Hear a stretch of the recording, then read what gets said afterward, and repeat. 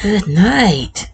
This is Carrie V. Dean, bringing you another episode of A Dullard Speaks. Tonight, no real topic in mind per se, but lots of noise and static going on about party line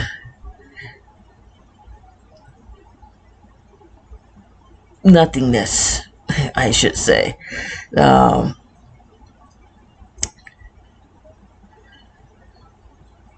just wondering whether American people are going to wake up and realize that what's happening in America now is beyond whether the Democrats did it first or the Republicans did it first, or whether the Democrats are dirtier than the Republicans. Because when we get down to the bottom line, politicians lie all the time. You cannot trust a politician because 9 times out of 10, the true politicians in the White House are ruthless and in cahoots, as most people would say. Most of the older people would say they're in it together. They're doing the good cop, bad cop all the time on the American people, when secretly they're pushing for the same agenda. Think about it. Why do you think they push Kamala Harris out there out of all the prominent white Democratic males that could have run against Trump? Why do you think they pushed a black woman to be the front runner for the Democratic Party? That wasn't because they believed she could win. It was to soften the blow when Trump would win.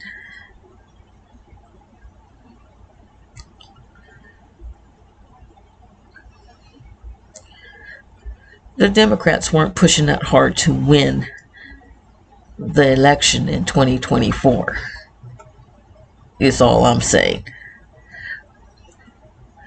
That was a setup for what's happening now.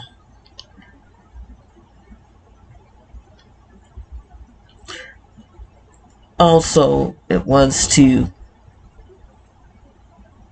build Trump up as this villain, which he plays the part to the hilt. Congratulations, Mr. Trump. You should win an Emmy for your take on a dictatorial president.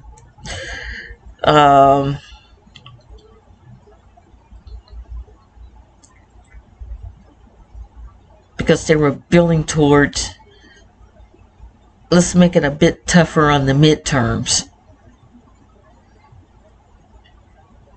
so that it doesn't seem like he's damaging democracy.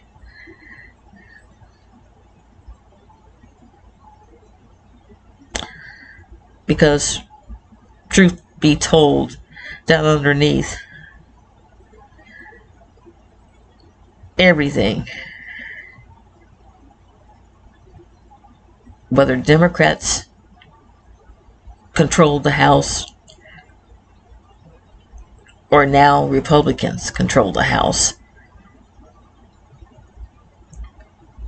there's only one narrative that's running at all times.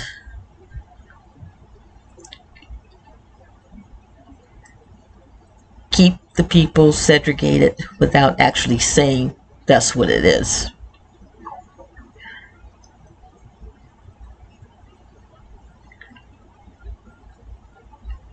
A lot of people say, oh, you're talking bunk, you're talking junk, you're talking junk. Well, let's go back through history. Name at one point in history that America wasn't pointing the finger at a group of people and stating that that group was the reason for whatever bad was happening in the economy.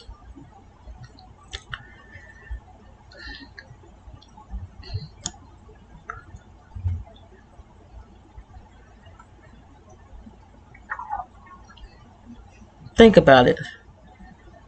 Right when they started letting women have jobs, real jobs, and come into the workforce, they change the payout structure for those jobs so that women were on the bottom of the totem pole above blacks that they had to hire.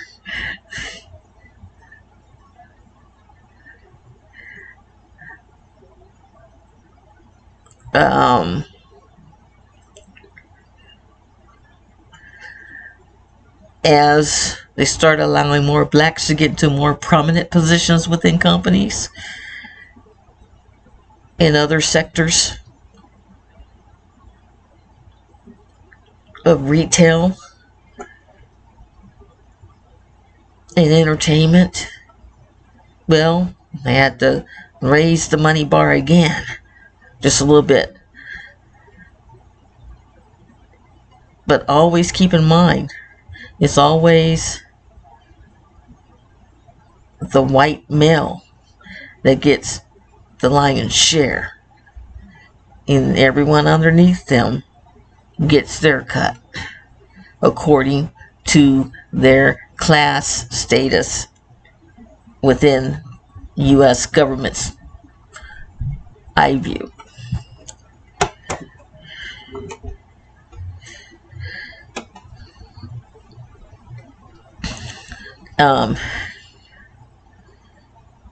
As more Black Americans started to voice their discomfort,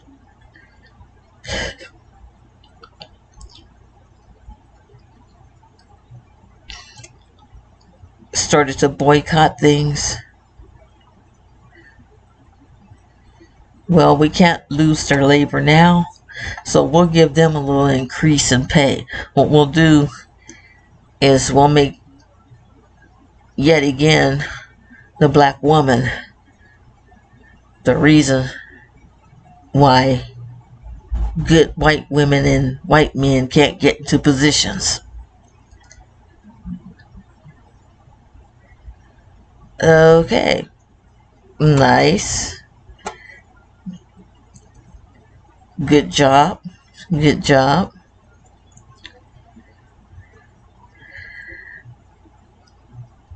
But then they went and flipped the script again and said, well,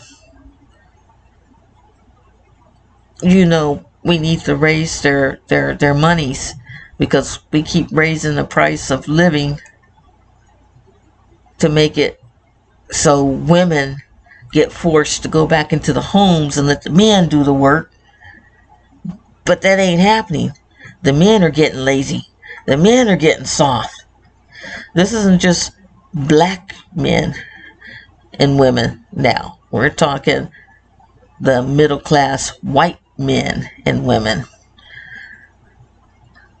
So more and more homes where divorces were going up because the woman was working and the man wanted her to stay home and not work. Well, she can't stay home and not work when you can't, in your job, pull paying all the bills with the new increase in all the amenities. That's right. All the things needed, necessary to survive. More rentals went up in America because people couldn't afford to buy homes anymore. They couldn't just save up a little bit of a down payment on a home because the balloon interest rates and everything else on that said home. You might go into a home back in the 70s, you might get into a home for about $20,000 with a 10-year mortgage. Or let's put it less than that. Let's say 5 to 6 year mortgage. Well, as the interest rates were not being properly regulated, greedy landowners in the bank decided, oh, we're just going to increase that interest rate just a little bit, so you have to take out a second mortgage to extend the time of payments before you can own the home. Oh, that's just great, especially when a lot of people were just maybe 3 to 4 payments out before they would actually own the house that they were living in. But then instead, no, we're now paying on a second mortgage. Okay. But the bank said, well, you know, they should be able to take money out against the mortgage, any equity. Oh yeah, let's let them do that. We won't tell them that it's going to drive up the interest rate yet again on the mortgage, which increased the amount of payments needed each month towards buying the home. Well, now that 6 years that went to 10 years is now out to 12 to 15 years before you can own the home.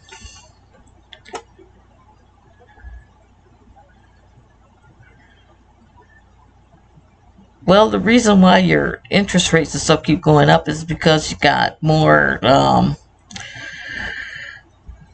illegal aliens, even back then. Illegal aliens coming in from Mexico and other places, and they're not American citizens yet, and they're being housed. It was, even back then, the conservative standpoint. And that's, when I say conservatives because it's not whether they were Republican or Democrats. That was the conservative voice. That is the conservative voice. And always has been. So, who are we going to blame? Oh, here we go again. Well, the illegal immigrants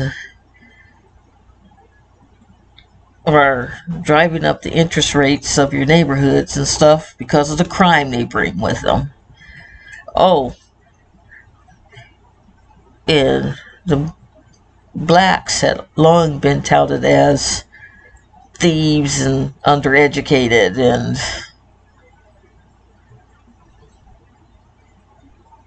vagrants. Winos, most of them.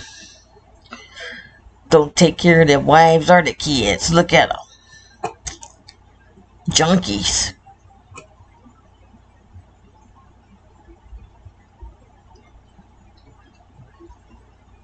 Drug pushers. That's what you have in your neighborhoods. Well, here we go again. Decent black families and decent immigrant families were being pushed out of neighborhoods and pushed into slum areas where the landlords didn't exactly keep up the homes or the apartments that were being rented. And for everything that was broken when you moved in, you got charged extra for it when you moved out. to try to find the next place to live, and it went against your credit report. But oh no, that's not the correct narrative. No, you people were just lazy, the white conservatives started to say. You people are just lazy. You don't work hard enough. All you do is party all the time, get drunk, make babies you can't take care of.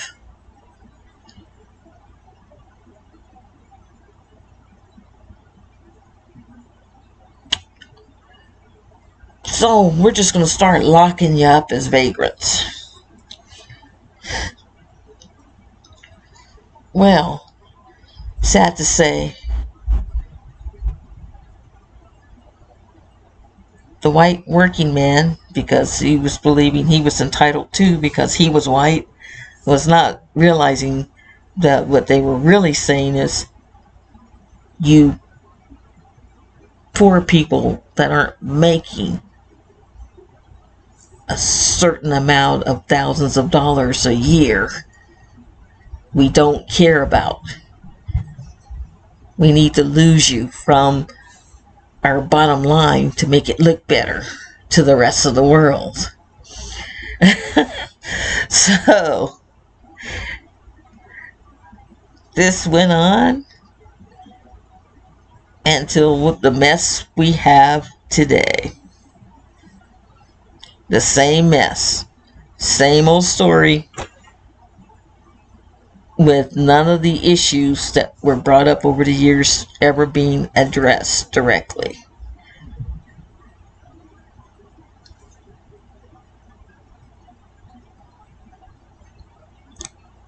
Homelessness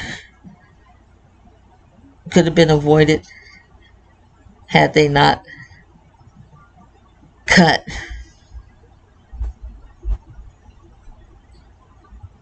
all funding for mental health facilities.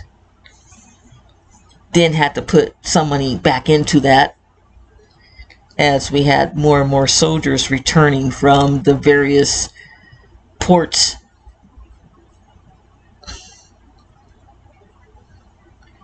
where wars had broken out or were still going on. As they started to return back onto U.S. soil, they found out that what they believed they were fighting for just was an illusion. Because when they got back, they saw the freedom of speech wasn't as free.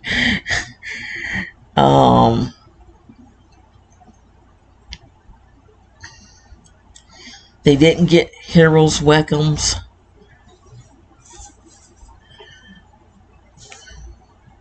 There wasn't a lot of fanfare about it.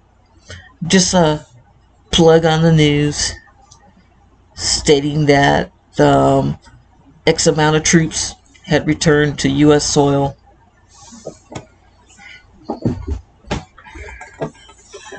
No real follow-ups on as to their well-being.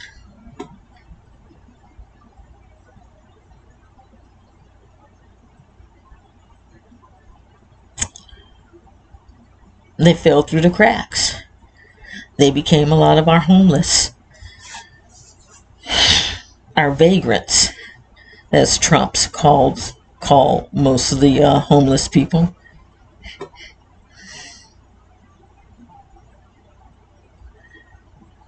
They want to be out there on the street because they don't want to do nothing. Excuse me.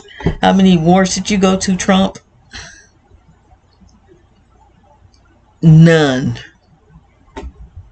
As far as I know. You haven't been to any. So how dare you sit in judgment of a man that went into a war with one set of beliefs and then comes to a country and finds that nothing that he was lied to was actually happening. what was happening is the total breakdown of the American spirit.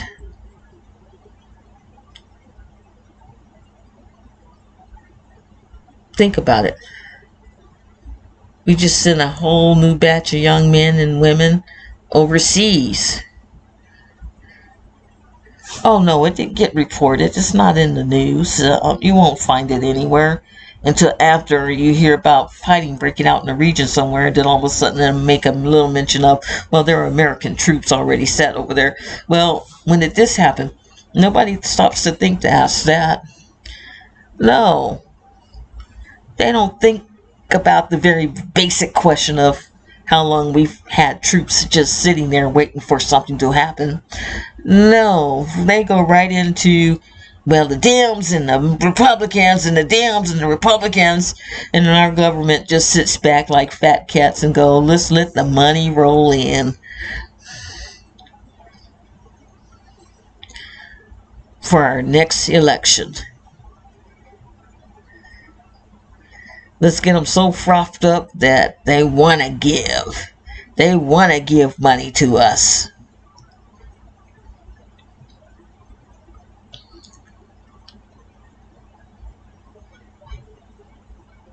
In our state governors, give me a break. You want to make Trump heal? All you have to do is start withholding funds to the federal government. Trump wants to send troops out. He don't have enough troops to cover all 50 states. He doesn't have enough troops to cover all 50 states. I guarantee you that. And he wants to make threats like that.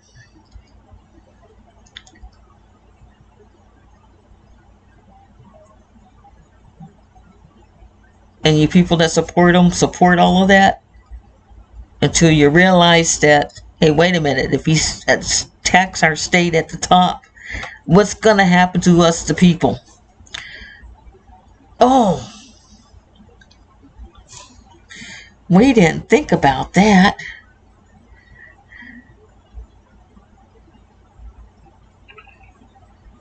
So our state governors and stuff, pretending like they're not bending the knee to Trump.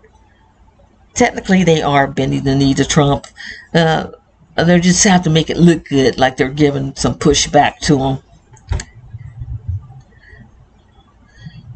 in hope that the American people will run back into the two-party system. Look,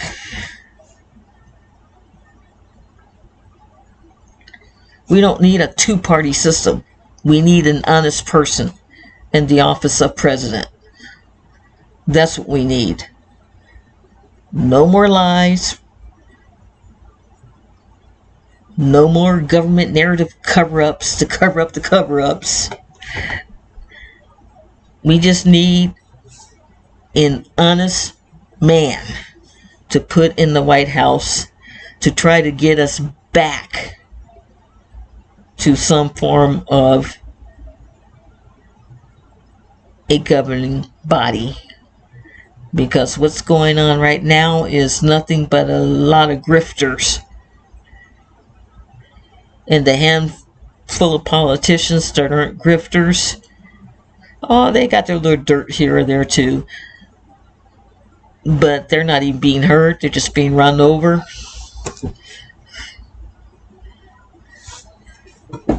And the other half just aren't speaking up, because what's the use?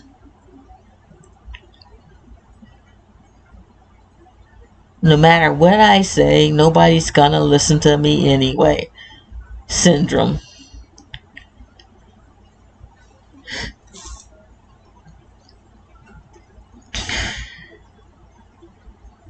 So, no, let's not just try to blame this what happened one way or the other. It was all of America that created this situation. When you grow up in a country of hatred, you learn hatred.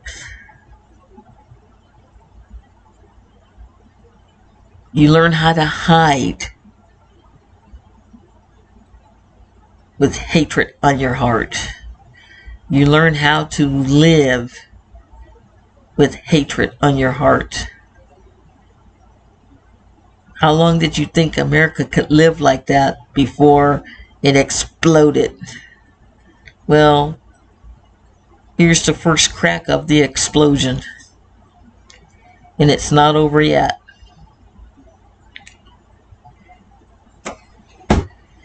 So keep being at each other's throats about which party's correct and which party isn't. Because as long as you do, fascism will survive. And that's exactly what Trump's doing. Trump's in the mode of trying to show Putin and the PM of China that he can outdo them. He's trying to show the PM of Japan, any of the dictators around the world, he's trying to show that he's the greatest dictator of them all. And he thinks he's winning something. And you have his supporters saying, well, he's delivered on everything he promised. Really?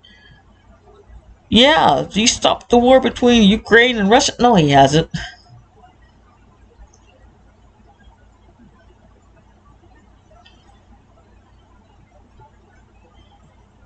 When Ukraine isn't being bombed, they're bombing Russia. Back for the last time. Last 2 or 3 times Russia has bombed them. Okay, that's still going on. For Gaza, the EU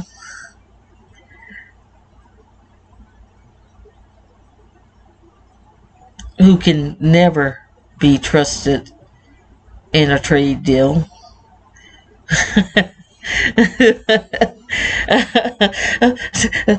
Trump as the con man goes into the EU and makes a trade that the EU is sitting there laughing about, going, sure, we'll give you a few billions of dollars to go away and get off our backs for a 15% tariff that we're not going to pay anyway. So, yeah, go ahead. Do that. 15% on their exports.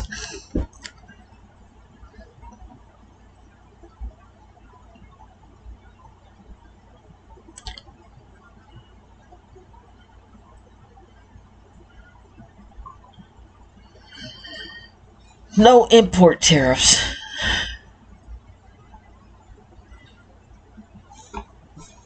But 15% on their export.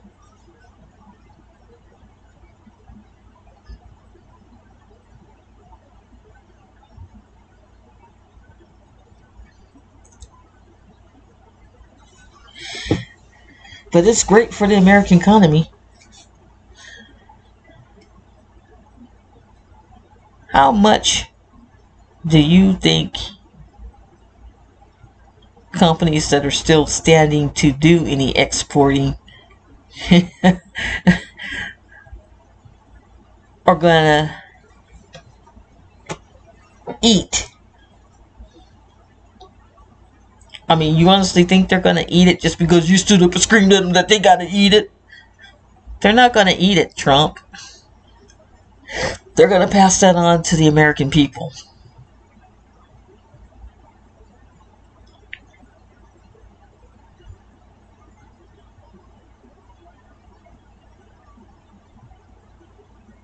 Pretty soon it's going to start hitting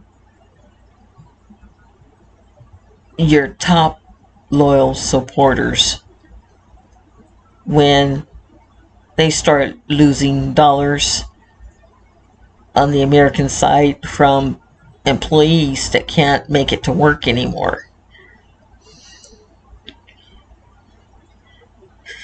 Because they have to make life decisions about, I haven't had a raise in 2 or 3 years now, and company keeps reporting bad data,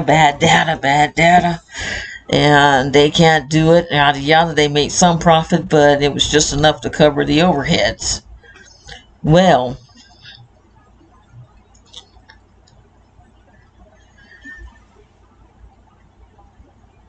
try touting pay cuts like you did your first term, and I think you're pretty much going to be handed your walking papers.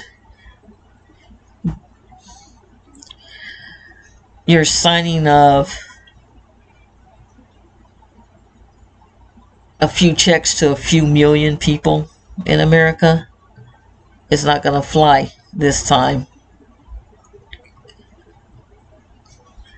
because there's too many people.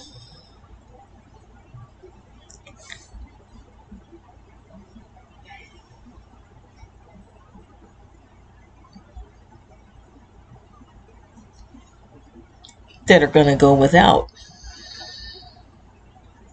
as you've cut everything that the average basic worker in America was using or needed to sustain their life.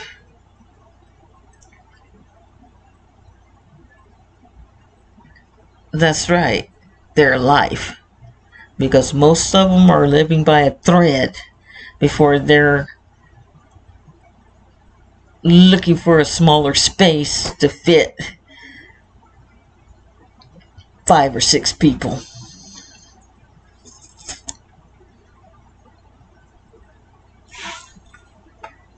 Yeah, that's right.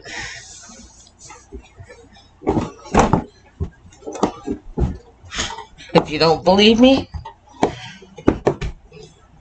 tell you what.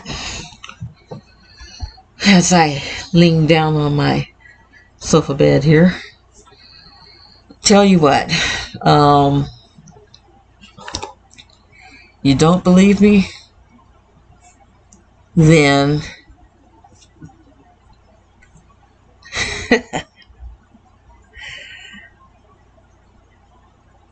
go out there yourself. And as Trump once said, work McDonald's, work this, that. It's not that hard. Okay, go out there. Pretend you don't have all the millions and billions of dollars that you have. And any one of you, I dare you to try to live for just one day without using or touching your billions and billions of dollars. Just the cash you have on hand.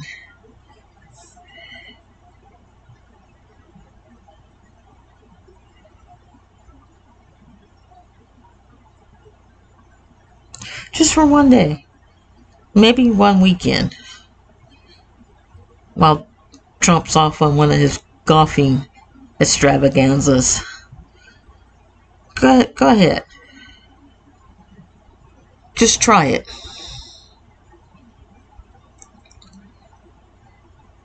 Try living without your money for one weekend.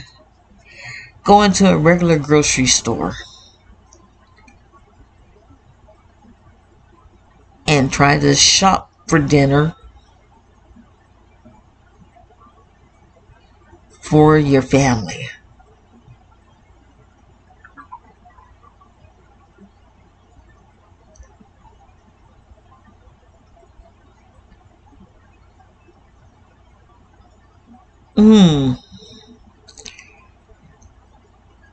I dare you.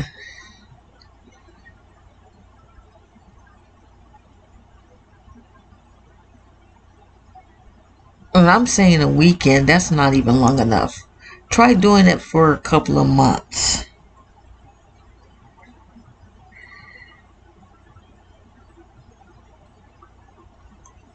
Most of you own your homes, so it shouldn't be that hard for you to live without your means. Just pull out a little cash on hand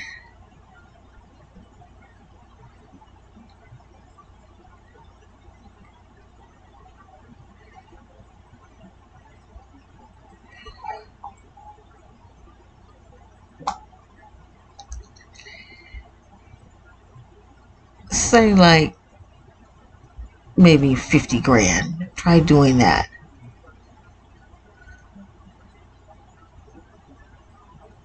Then flying someplace and pay for a 2-night stay at a rental home somewhere. And keep enough cash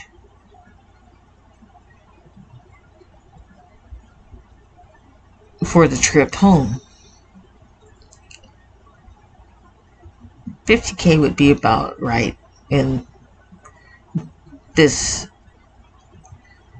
year's economy.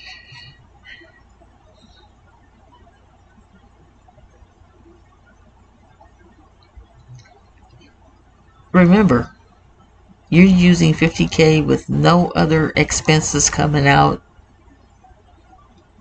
other than the regular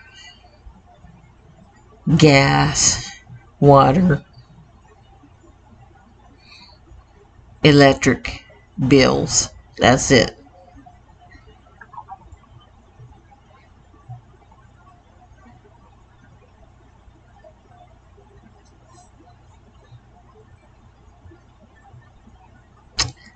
Of course, 50K you can afford like all the amenities for cable and internet and all that good jazz.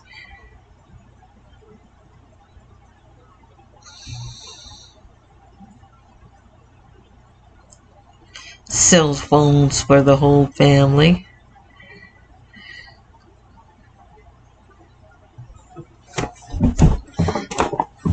But imagine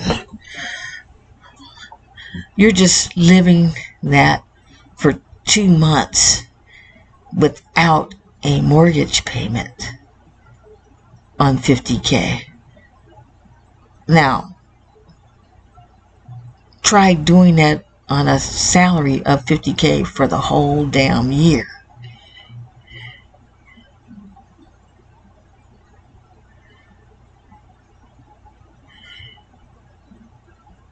Try doing that on a salary of 40K for the whole damn year.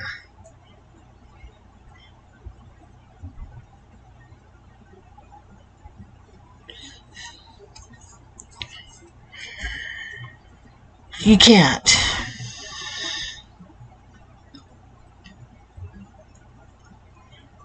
You're forever having to borrow, forever having to remortgage your home. You're struggling. And heaven forbid something happens to the family car. Because you gotta have a vehicle to get around. And in most cases, homes these days, even at 40K, most homes have a 2-car situation. Okay? And if both cars are down and running bad, you're in a world of hurt.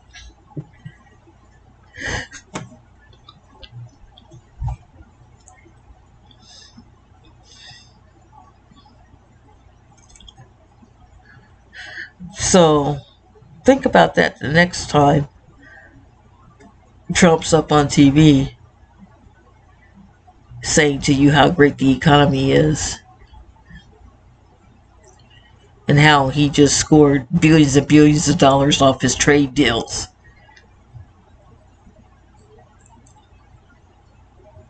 And then get out on the internet and research what that trade deal actually means to the U.S. citizens. You don't want to listen to other Americans, so listen to the other worlders that are laughing at America right now. Listen to them. Because they will laugh and tell you exactly what it means. Because while they're laughing at Trump, they're laughing at us, all of us sitting here in America that has somehow allowed this to happen.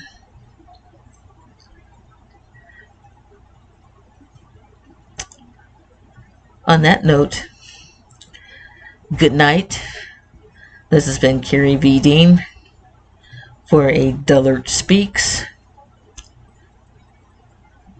Have a better tomorrow. And please leave a comment or subscribe. It's free. Or do both. Subscribe and leave a comment. All comments are welcome, including the schoolyard yakety yak.